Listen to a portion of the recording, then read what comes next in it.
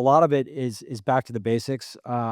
You don't have to go out and buy super advanced cyber tech and have, I mean, there's a lot of advanced tech out there now, don't get me wrong, but a lot of it does come back down to the blocking and tackling of, good hygiene operations and good configuration. The expertise, does not really prevail throughout, all the different industries and market for cyber. And there's a lot of things where you buy and you'll rely on your third parties, your vendors.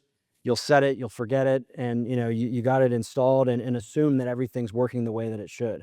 And oftentimes it's those like default settings that come with the software and stuff that are inherently insecure. And like I said, a lot of the investments have been made here. There was just a calamity of issues that all worked against them. The threat actors are usually the first to take advantage of the things you missed. Of course, I think we're good starters. We're not good finishers, and I think that's the challenge.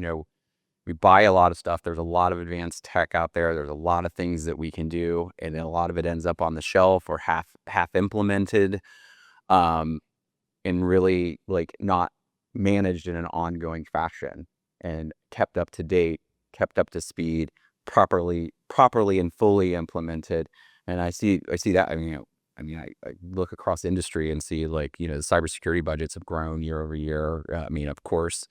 But it's like, how are those dollars being spent, and is the value of those dollars being recognized by the company? And you really find out in a breach if the value is there. What are some common areas where you